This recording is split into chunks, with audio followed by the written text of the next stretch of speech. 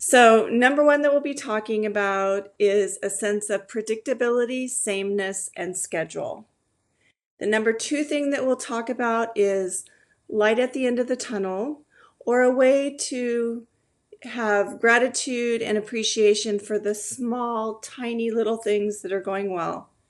And number three, we're going to end up with personal control, a sense of personal control. So many of these techniques are mindfulness techniques, and that might sound a little flowery for some people. They might not understand what mindfulness is. But mindfulness is a way that we can turn inward and really start to combat the critic that each of us has. And Paul, I don't know about you, but my critic gets up in the morning before I do.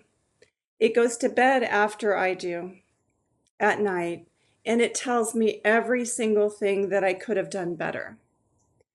So mindfulness techniques, while they might sound a little flowery, are really a concrete way that we can focus and make our lives healthier. So number one is very challenging in these times. It's having a schedule, some predictability, and some sameness. I know that our audience will be more than just pilots and student pilots, but one thing I do know about our aviation community is we're typically work hard so that we can play hard kind of people. So we're used to getting up in the morning, having a schedule, getting dressed, meeting deadlines, and being productive so that maybe on the weekend we can go to a fly-in or attend an aviation seminar, or just go shoot some approaches, fly around the patch.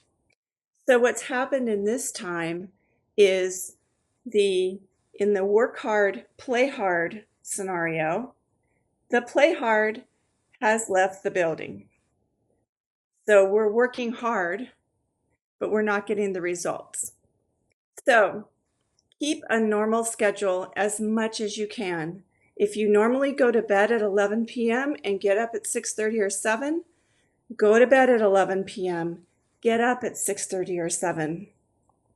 If you are working from home, try to keep things in as much schedule as you can. Take your lunch break when you normally would.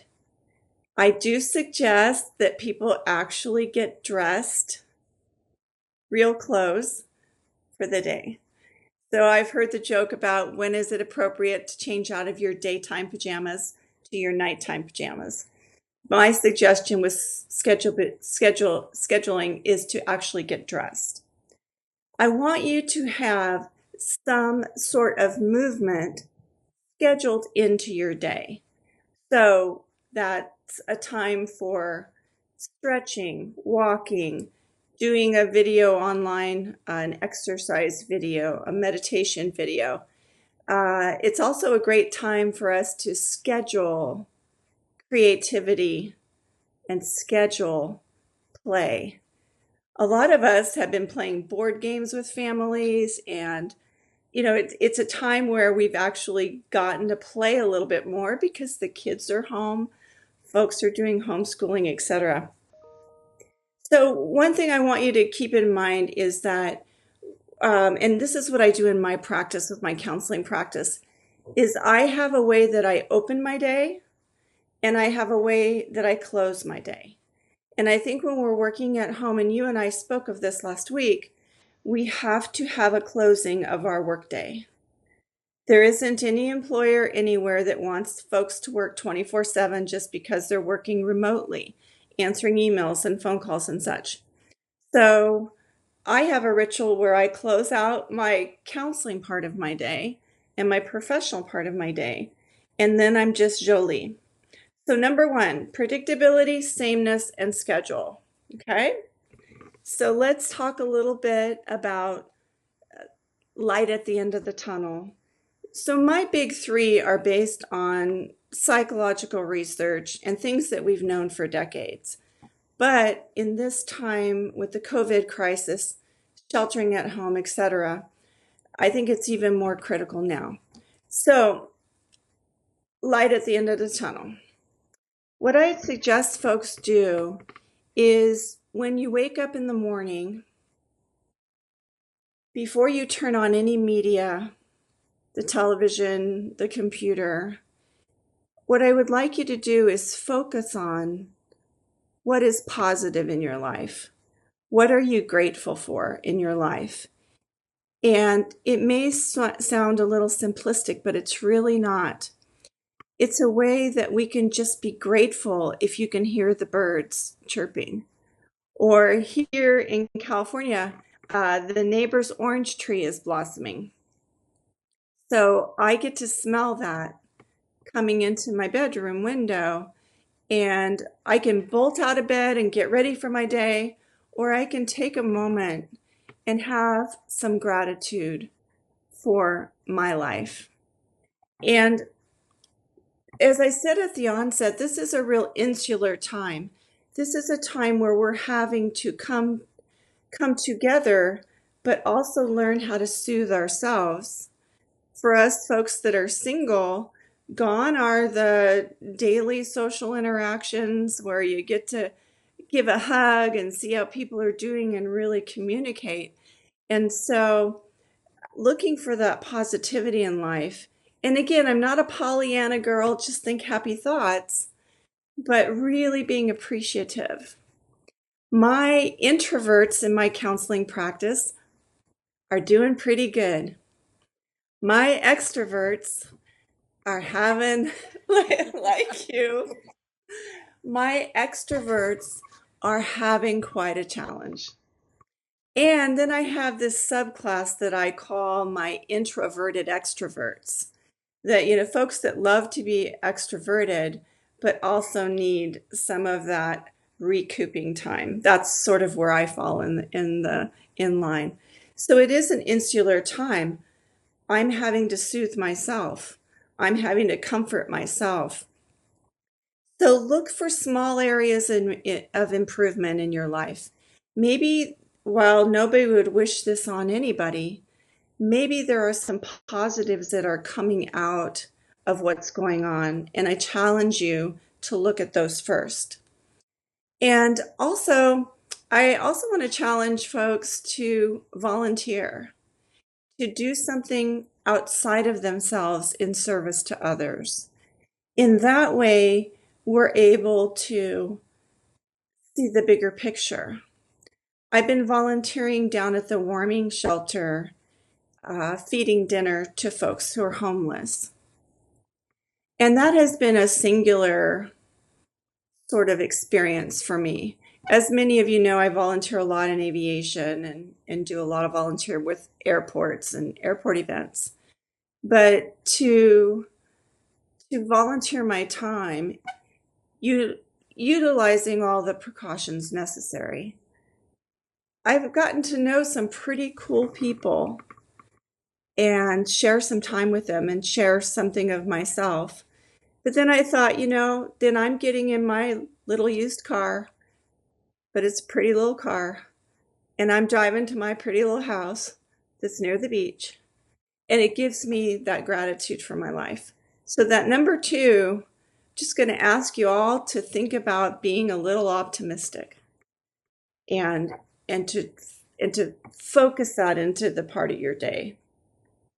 So, are we ready to switch gears now to number 3 of Jolie's big 3? Okay. So this is super important because it's personal control over your environment. And as you can imagine, we are losing that somewhat because of our guidelines about sheltering at home, sheltering in place, or actual quarantine.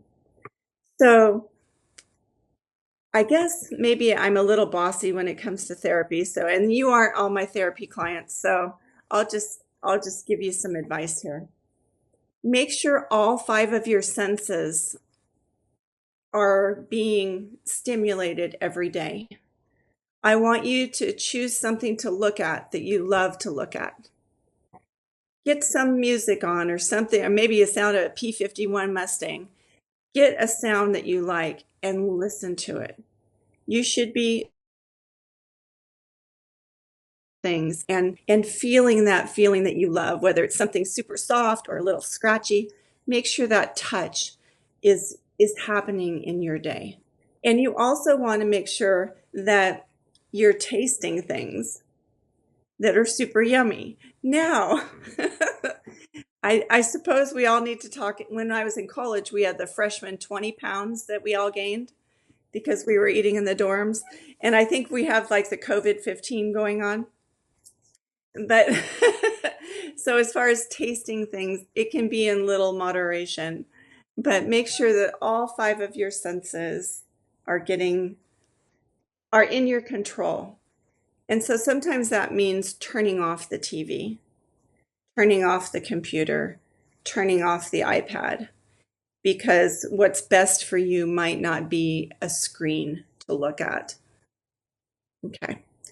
I would also encourage us to act out of wisdom rather than fear. Fear is a very low brain function. Wisdom is a higher brain function. And so when we're acting out of wisdom, we're taking precautions, we're trusting our health professionals to know what is best for us. And when we act out of fear, it puts us into a sense of anxiety.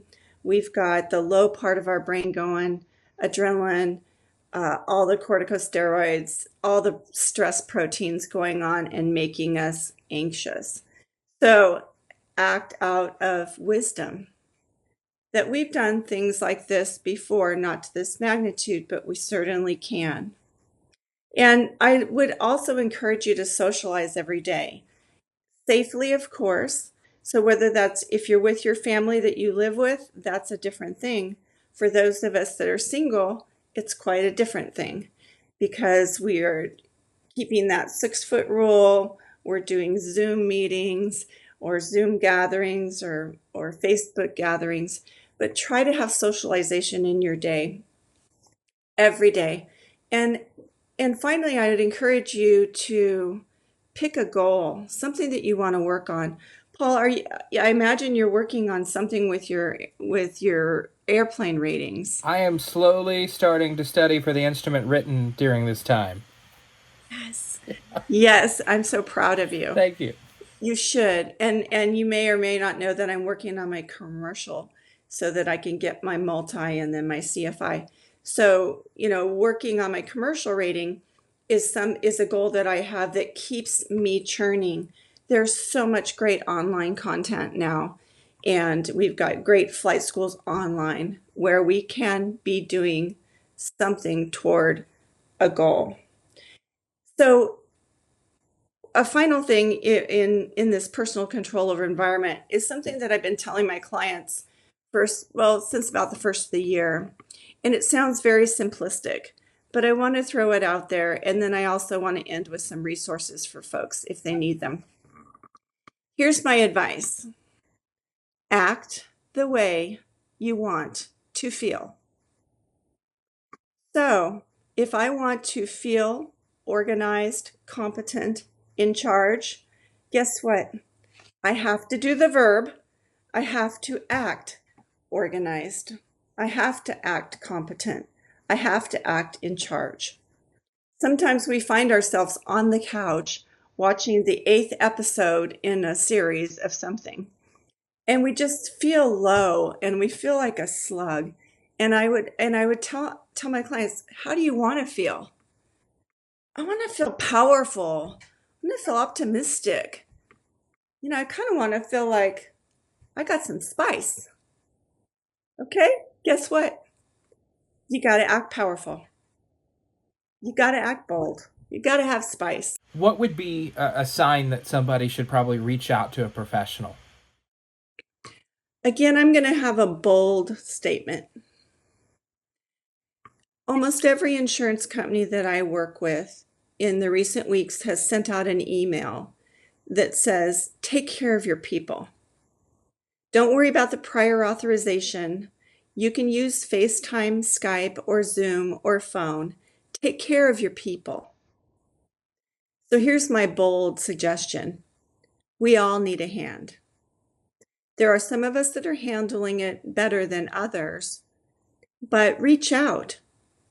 If you have insurance that covers mental health, why not reach out to a local counselor? I specialize in anxiety, depression, and recovery from trauma. So I haven't been busier in my practice. It's bananas. But because we're able to use FaceTime, Skype, Zoom, etc., I can see people all over the country. So if you are trending, if yesterday was worse than the day before and today is worse than that, and you feel like you can't use the big three, like it's not helping, then you need to reach out. There are crisis lines available in the United States. There are crisis text lines so that you get text support. If you have a community of faith, your family, or again, reaching out to a licensed mental health professional, why not? Let's take care of our people. Absolutely. Well, cool. Well, anything else you want to add? Anything else we should touch on? Well, I guess I'm somebody that tries to live what I preach. So I'm looking forward to the day where we're all going to get together again and where we'll be at Oshkosh or we'll be at AOPA regional or we'll just be at a local fly-in and be able to hug again and really connect with our community. And until then, get creative. Make sure you got some pace, some schedule to your day. Look for that positive and maintain personal control of your environment. And know that there are resources out there. And I'm sure you're going to be putting some of my contact information. I'm happy to help people and get them headed in the right direction.